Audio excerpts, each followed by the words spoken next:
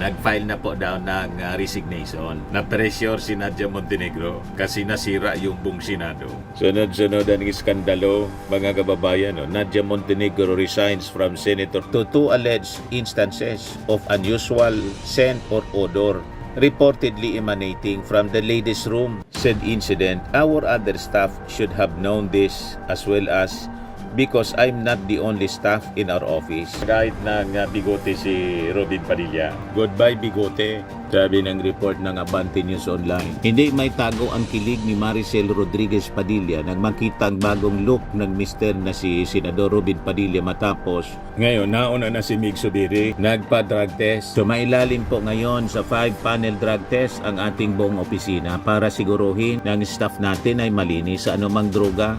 Bilang head ng opisina, nagbabagang mga balita at pagtalakay sa mga isyu ng lipunan. Bulsa! Opinyon, banat at paglalantad sa katotohanan. Bulsa! What you see is what you get. You decide. Ito po mga kababayan, dito muna tayo sa ating podcast Live with Dante M. O ngayon, yung mga latest development po tungkol doon kay Nadia Montenegro. Nag-file na po daw ng resignation. Na-pressure si Nadia Montenegro kasi nasira yung buong Senado dahil sa kanyang ginawa. Sa bagay, matagal nang sira yung Senado. Doon pa lang sa 4th tweet ni Chis Escudero, nasira na yung Senado. Sundan pa mga kababayan na issue sa flood control. Yung pagtanggap na ng 30 million campaign fund galing sa isang kontraktor niya. Kontraktor na kanyang kaibigan. Sa issue ng insertions, ang daming mga kagimbal-gimbal mga kababayan na nangyari sa Senado. Tapos ngayon, yung staff ni Robin Padilla, naamoy yan ng marijuana. Kaya dahil sa pressure, siguro kinausap na lang ni Robin Padilla. Mag-resign ka na niya kasi sirang-sira na tayo para maisalba pa yung masamang imahe ng Senado. Sigurado to sa survey mga kababayan, sa susunod ng survey. Bobolosok, sasadsad po talaga ng todo ang ratings ng Senado, trust ratings because of this. Sunod-sunod ang iskandalo, mga kababayan. Nadia Montenegro resigns from Senator Robin Padilla's office. Sabi ng kanyang Chief of Staff na si Attorney Rodolfo Philip Jurado, today, we received the written explanation and letter of resignation of Ms. Nadia Montenegro. Her resignation has been accepted. In a 5-page written explanation and resignation letter to Jurado, dated August 15, sabi ni Nadia Montenegro na nag-resign siya for the sake of my mental health and the welfare of my children.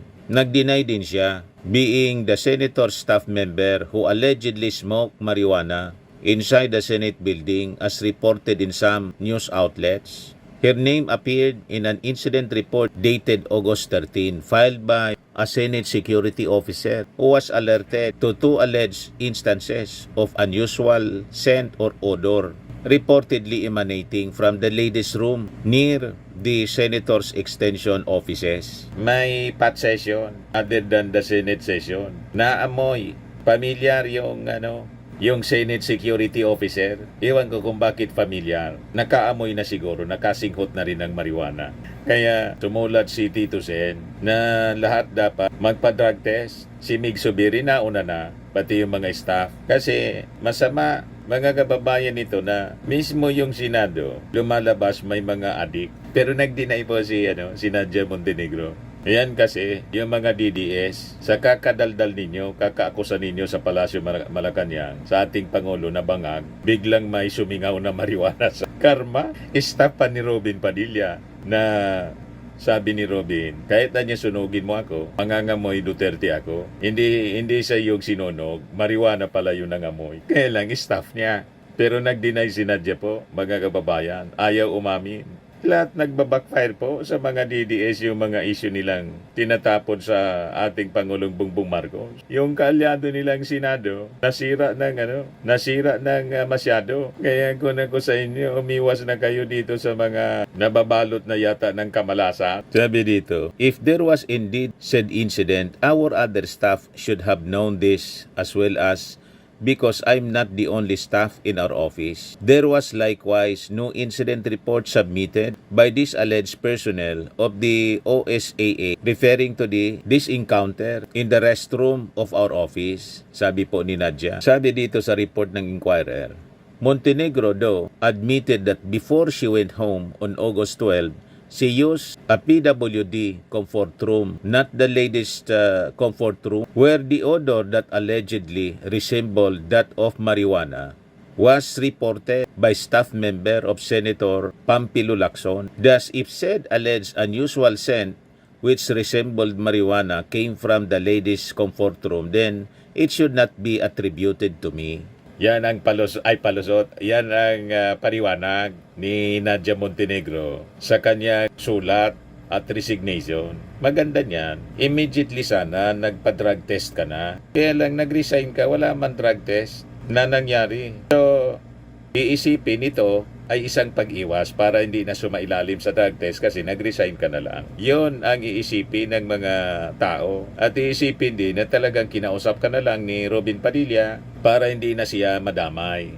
Pati yung iba pang mga senador, yung buong institusyon nadadamay ngayon. Sabi dito, although the incident report was addressed to the OSAA only, Montenegro lamented how it was maliciously shared social media, thereby crucifying me in the eyes of the public sans due process of law. Ito yung official statement ng Chief of Staff mga kababayan ni Robin Padilla, si Attorney Rodolfo Philip Jurado. Today, we received the written explanation and letter of resignation of Ms. Nadia Montenegro. Her resignation has been accepted. Sabi niya, I was unfairly subjected to publicity, trial, misjudgment, bashing, and grave humiliation. My children were unjustly became the subject of ridicule, calling them the children of a drug addict. One comment even said, maybe my children are drug addicts as well. These claims have caused great pains and distress to me and my family. It is deeply hurtful to see my name and reputation tarnished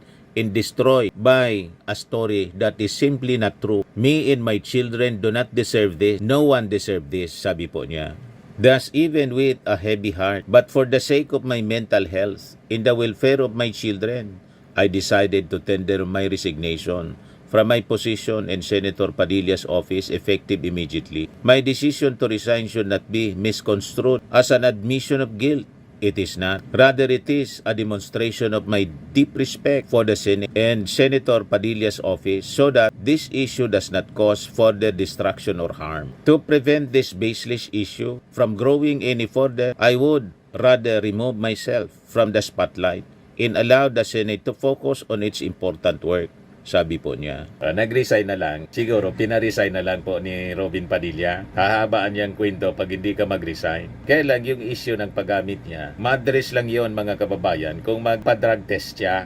Di ba? Hindi man nagpa-drug test, umalis lang nag-resign. So, iisipin ng mga tao, umiwas na lang niya. Ayan o, mga reactions ng mga netizens po. Agoy, ba't kasi naman sa Senado pa? Sabi ni Nene Ababaw. Sabi ni Jay Mendoza, resignation is effective forthwith. Forthwith na, hindi forthwith. Forthwith, yung damo. Sabi ni Joseph Ilak, another filing of dismissal, another debate forthwith.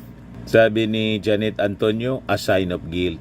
Sabi ni Rene Pimentel, guilty as charged. Sabi ni Ariel de la Cruz, mas nakakaya kasi kung magpa-drug test tapos positive, madamay pa si Senator, wonderful tonight. Sabi ni Estela Saludares, resignation is not enough. Proceed with the investigation. Baka may iba pang dawit dyan. Sabi ni Dan East, obviously guilty. Sabi ni Glenn Santa Cruz, pinatakas ng amo. Sabi ni Liberty Mendoza, command responsibility. Sabi ni Tone Villanueva, parang inamin na rin niya yung ginawa niya. E di paano, kalimutan na lang ba? Nag-resign kung isang magbobote o nangangalakal sa kalsada ang nahuli ng ganyan, sigurado kulong agad.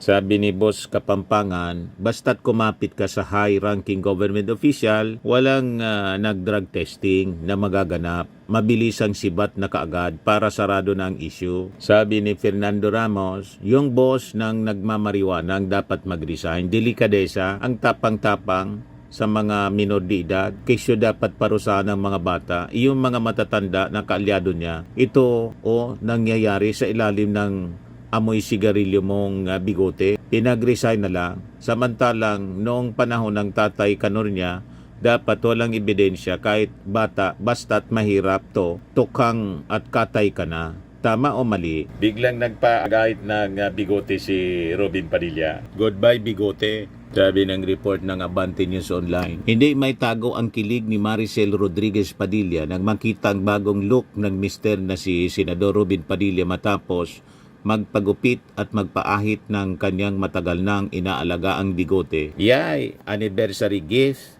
Finally, sabi ni Mariel sa kanyang caption.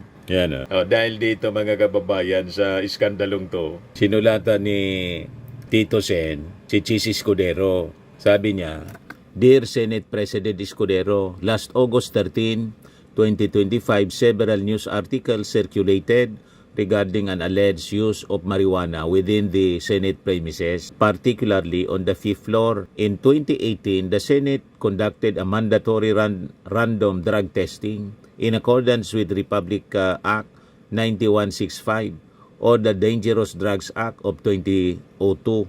Civil Service Commission Resolution 1700653 dated March 15, 2017 or the mandatory random drug test for public officials and employees and Senate Policy Order 2018-002 OSP or the revised policy on random drug testing in the Senate of the Philippines.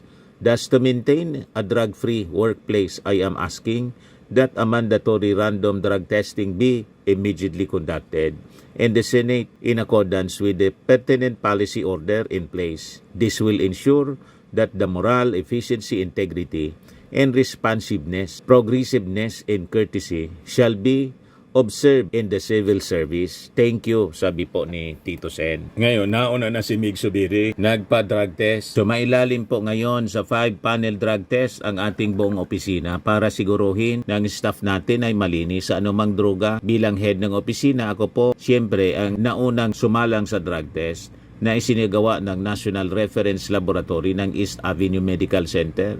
Ang drug test po na ito ay hakbang natin para tiyakin sa taong bayan na tuwid pong nagtatrabaho ang ating opisina at hindi po nasasangkot sa anumang illegal na gawain.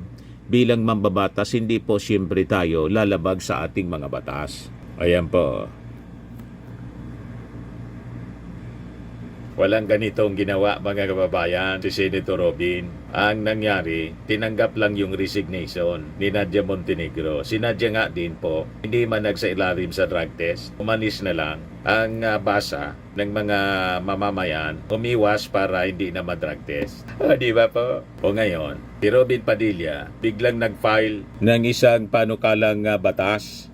Robin Padilla 6 Annual Mandatory Drug Test for Public Officials. The actor-turned-politician filed Senate Bill number 1200 ngayong araw na to seeking to institutionalize annual mandatory drug testing for public officials as well as voluntary random drug testing for electoral candidates within 90 days before Election Day. Drug test certificates issued by the accredited drug testing center shall be valid for 1-year period from the date of issue, which may be used for other purposes. The bill read.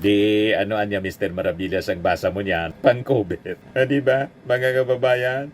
Pang-cover sa kahihiyan na tinamo ng Senado, lalo na ng kanyang opisina. Kasi staff niya po, mga kababayan. Pero, hindi man siya sa ilalim sa random drug testing para sa kanyang mga staff at sa kanyang sarili, tulad ng ginawa ngayon ni Mig Subiri. Ang dapat sana, siya yung nauna para linisin ang kanyang imahe at ng kanyang staff. Inauna pa si Mig Subiri po. Pagkatapos, ang final niya, isang bill seeking for an annual drug testing para sa mga public official. Alata mga kababayan, sinabay niya rito sa controversy. Sabi ni Kwatog RM, why the need to file a bill for it? That provision is already included in Republic Act 9165. All they have to do is implement and enforce it. Sabi ni Bib Makasae, what annual? After what happened to the Senate with regard to the marijuana issue, it should be monthly drug testing. Sabi ni Maborite, annual autopsy kaya? Sabi ni Eric Francisco, pakitang tao, paya ka na kasi. Sabi ni Don Tex, anak ng pinaresign mo lang agad si Nadia. Dapat pinadrag test mo na bago resign. Sabi ni Chrome Iboho, sa opisina ni Robin ang nagkaroon ng problema. Pinaginala na gumagamit ng pinagbabawal na gamot ang empleyado niya. Nililihis niya ngayon ang issue. Kapag napatunayang gumagamit ng drugs siyang empleyado niya, ay dapat mag-resign na siya dahil kung hindi niya kayang ayusin ang kakaunting bilang ng tao sa opisina niya, ay paano pa aayusin ang napakaraming tao sa buong Pilipinas? At dapat magpa-drug test na rin siya. Sabi ni Remedios Ventura, nalata talaga nila po. Malinaw na paglilihis ng issue, naghahanap ng ibang masisisi. Sabi ni Jung Tan, lokoin mo, lilang mo. Sabi ni Dex Galit, huwag mo kaming isali sa mga kabulustugan niyo. Sabi ni JJ Hotel, pautot ka pa, sinabi na lahat ng senador yan. Sabi ni Mantis yan, buti pa si Senator Subiri nag-volunteer na magpa-drug test at lahat ng kanyang staff. Pa-drug test ka rin kasi staff mo nahuling nagchuchungki tas nandadamay ka pa. Sabi ni Ming Santo Domingo, di mo nga nagawa sa staff mo. Sabi ni Kid, galit na galit sa adik mga DDS pero tahimik sila sa issue na to. Nakakabinging katahimikan. Sabi ni Tim Santa Ana, unahin mo sarili mo. Sabi ni Christopher Gosum, linisin mo ang bakuran mo, huwag kang mandamay ng iba. Alam mo ba na nakakababa ng moral sa isang ahensya pag nasangkot sa kasaganyan, drugs, kakaya, mga ganyang gawain? Sabi ni Erge, unahin dapat siyang mag-drug test, isipin mo yung staff niya, involved, tapos siya pa ang may ganang magmando, nakakaya. Vancouver, kumusta na mga DDS vloggers? Bakit tahimik? Yan kasi sumasabog sa pagmumuka ninyo yung mga akusasyon ninyo sa ating Pangulong Bongbong. Anyway, yan po yung ating short video ngayon. So, lagi nating tatandaan mga kababayan, sa ating buhay, you become what you believe. Ako po si Dante Maravillas. Bye-bye. God bless. Ito naman po, Firmax Firming and Lifting Cream. Pinapahid po sa mga pulses in affected area. Mainam po sa paninigas ng mga kasukasuan. Ito naman po, Automax Radiant Serum. Sa mukha naman yung application. Anti-aging po siya. You will look 10 years younger than your age. Sa mga cancer patients naman po, baka lang gusto ninyo itong itry. Nengxia Red Mix Fruit Drink.